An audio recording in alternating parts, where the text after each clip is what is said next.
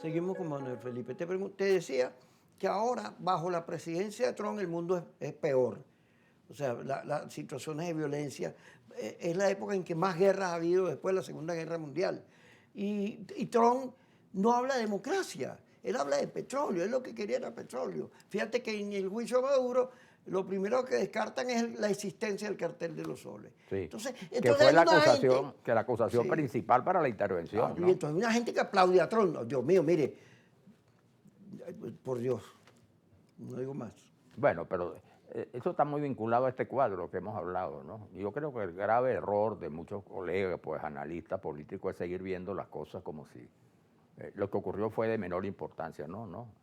Este es un recambio mundial y tiene que ver también con los países más importantes, tiene que ver con la economía.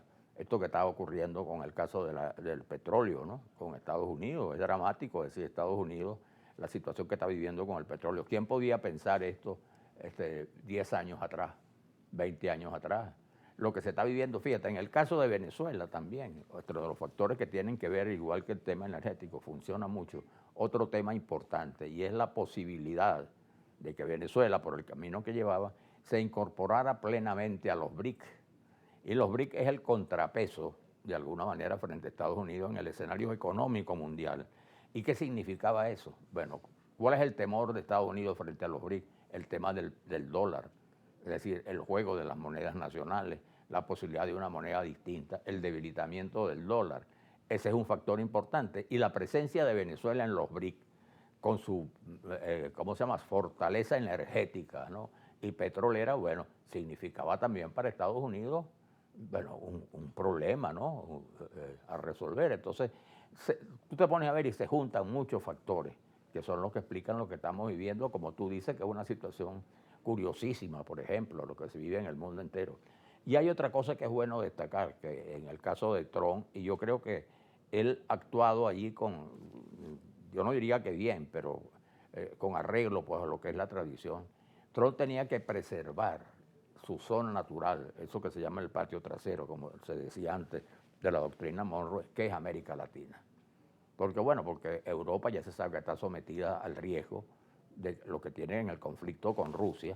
Bueno, el caso de Rusia y esa zona, después de lo que ocurre en Ucrania, el caso de China frente a Taiwán, la situación que está planteada en varios países, y Estados Unidos tenía que reafirmar que América Latina, desde el punto de vista militar y desde el punto de vista histórico, es una zona de alguna manera que les pertenece.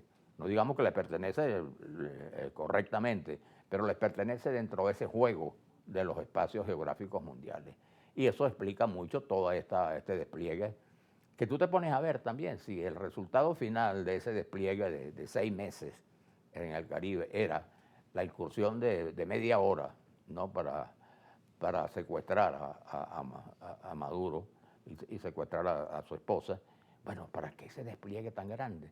¿Por qué ese despliegue tenía que hacerse? Para reafirmar la fuerza de Estados Unidos, como un despliegue para que un misil aplastara una lanchita que no sabía quién llevaba la lanchita, y llevara lo que llevara no era la droga que iba a contaminar y a causar daño a Estados Unidos. Primero esa lancha para llegar a Estados Unidos le costaba mucho, pero bueno, se mantuvo toda esa expectativa, porque en el fondo lo que está en juego es preservar un espacio que considera que geopolíticamente le pertenece. Fíjate, en el caso de Groenlandia, John dice que desde el punto de vista de la seguridad americana, Groenlandia le es fundamental. Pero Groenlandia está más lejos de lo que está Alaska de Rusia. O sea, eso está más cerca. De manera que si los rusos se van a meter, no se van a meter así, se meten por ahí. Pero luego acabo de oír la declaración del canciller ruso sobre el tema de Groenlandia. A ellos no les interesa Groenlandia ni invadir Europa, dice él. Fíjate que la situación de Ucrania es una guerra ya de cotufa. Es una guerra que ya ni noticias genera, pues, una guerra estancada. Pero ese cuento de que Europa estaba peligrando porque Rusia se le podía meter, bueno, ahora resulta que el que se les va a meter son los americanos. Claro. Y luego el tema de Groenlandia, que amenaza con destruir la OTAN. No solo la ONU, la OEA, la OTAN, todos esos acuerdos militares sustentados por los propios Estados Unidos ahora se les viene encima. ¿Y de qué le ha servido a Europa levantar esa amenaza. Ahí los rusos vienen los rusos, cuando ahora la situación de debilidad de los Estados europeos, de la Unión Europea es muy grande. Claro. Pero además, no es mentira que Rusia es una amenaza o China, porque nadie se va a meter a pelear con los americanos. Claro. Entonces, ¿quién inventa la amenaza? Los Estados Unidos, que están recuperando su espacio a propósito del mundo multipolar. Pero tú te pones a ver, por ejemplo, volviendo al caso de esto, lo que ocurrió pues, con el caso de Ucrania y de Rusia, cuando se decía, por ejemplo, que era verdad en los hechos, pues Rusia invadió a Ucrania como consecuencia de un conflicto ya que venía de varios años. Ok, lo invadió. Pero es que la invasión no era Ucrania y la respuesta militar no era de Ucrania, porque tampoco, así como hemos hablado de las fuerzas militares, Ucrania tampoco tenía la capacidad bélica para enfrentar vis a vis a Rusia. Ahora, ¿qué pasó con Ucrania? Ucrania estaba la OTAN, pero no era la OTAN, las armas americanas. Es decir, el conflicto de Ucrania fue estimulado y soportado sobre la base de la fuerza de Estados Unidos, ¿me entiendes? Enfrentado frente a Rusia. Cosa que, por cierto, lo dijo en su momento, ya no era presidente Donald Trump, ¿te acuerdas? Cuando dijo, si yo soy presidente a las 24 horas, acabo con eso. Bueno, pero entonces esas son las realidades del cambio mundial, que es muy dinámico y que, bueno, tiene toda esa vertiente que conocemos, ¿no? Claro, pero el mundo debería reflexionar en globalización exactamente como los venezolanos lo estamos haciendo. Vamos a salirnos de todos estos conflictos. Vamos, en vez de destruir la legalidad y los acuerdos internacionales, por el contrario, vamos a avanzar en ese sentido para que las amenazas bélicas desaparezcan.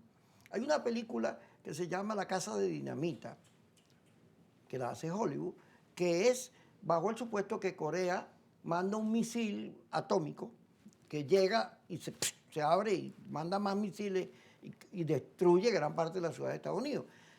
El misil va en camino y ponen 3 tipos de presidentes a analizarlo. Y en todas la situación es una guerra mundial, una catástrofe. Entonces, esas catástrofes tenemos que quitarnos encima, tenemos que ir a vivir un mundo mejor. Y no hay problema con que Estados Unidos, primero Venezuela, primero Colombia para los colombianos y así todo el mundo primero su país. Claro. Eso es bien bueno, pero bajo un clima de entendimiento, de negociación y de diplomacia. Sin duda alguna. Yo creo que ese es el gran reto, ¿no? Y eso está planteado en el mundo entero, una exigencia fundamental, retomar la diplomacia, ¿no? Así, vamos a ir al corte, Manuel, y ya regresamos.